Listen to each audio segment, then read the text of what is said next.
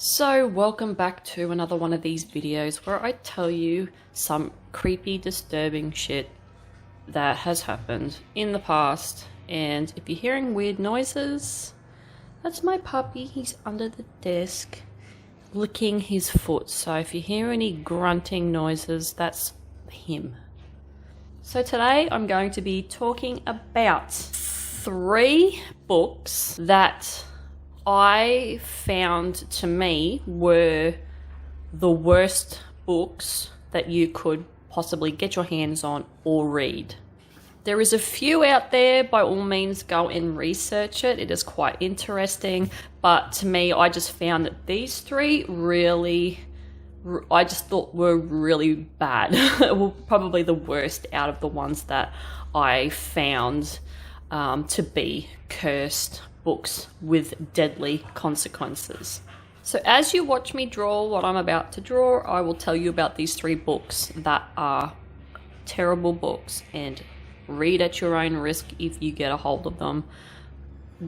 I don't think you can get a hold of these books. I think you can get a hold of one, but the other 2, no, they have been shut off from the world. So, and before I continue this video, as you are watching, I'm going to be doing this demon sitting on top of a pile of books. Now when I get to the watercolor stage, I am fully aware that this is expensive Sennelier, Daniel Smith and Winsor & Newton watercolors that I'm using, but the paper that I'm using is just a field pad and it's very thin, but apparently you can use watercolor on it.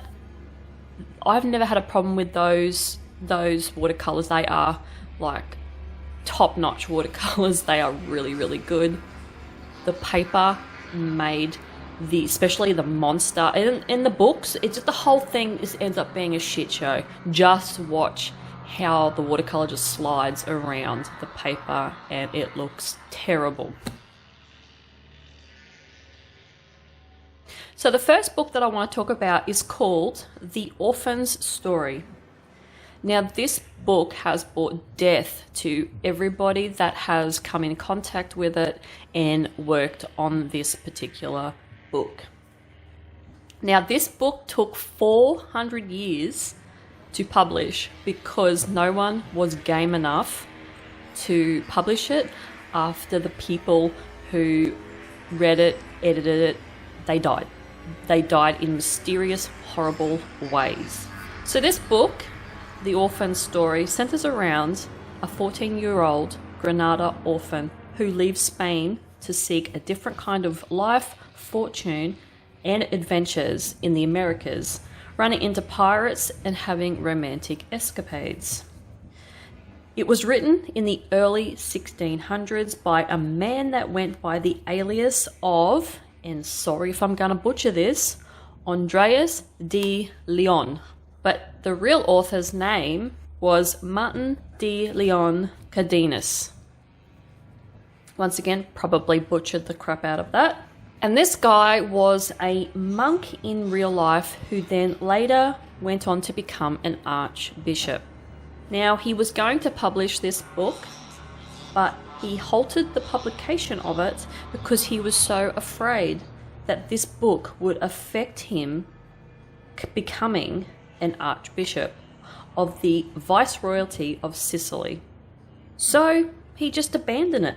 And it was also rumoured that this book was based very loosely on Martin's life.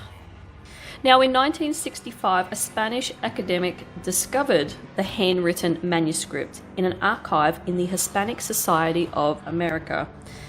But due to the curse, it wasn't published until 2018. Anyone who worked on this book over the 400 years died in tragic and mysterious ways, such as horrific car accidents and mysterious illnesses. But one person got this book published finally, and they are still alive today. And her name is Belinda Palacios. Probably butchered that name as well, so I apologize once again.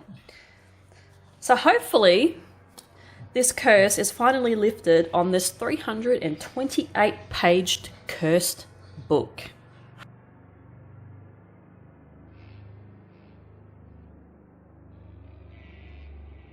The second book I want to talk about is called the Voynich Manuscripts.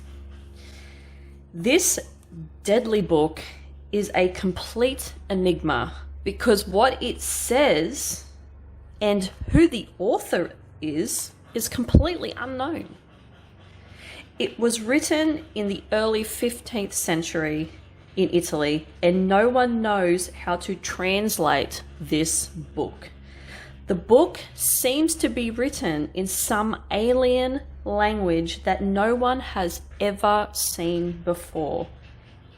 The language that they have said that this book is written in is Voynichese, but there is a lot of speculation that this book could have been a hoax. Now, this 240-page manuscript has some very interesting illustrations throughout. The illustrations are actually done in color and seem to be of some sort of plants that are scattered all through, whether they are actual plants or trees or if they're just patterns or designs that were intended, nobody really knows. Also, astrological symbols were found in there as well. The book is handwritten, obviously, because, back then they didn't have PCs or typewriters that we know of. And this book is a book expert's worst nightmare and headache to decipher. But there has been claims that whoever touches it, keeps it in their possession, or tries to decipher it, ends up dead. It currently resides in the Yale's Rare Book and Manuscript Library, locked away, and hasn't cursed anyone anymore since it arrived there.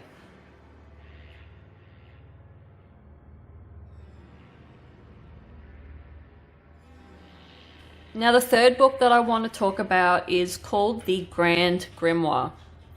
This book is from the 16th century and is definitely one of the deadliest ones. Apparently, it was written by a man that was possessed by the devil. Nicknamed the Gospel of Satan, this book is full of dark magic, evil incantations, and teaches the reader how to raise the dead. But it comes with a deadly cost. Just reading this book will make you enter into a contract with the devil. This book is highly dangerous and is locked away in the Vatican's secret archive.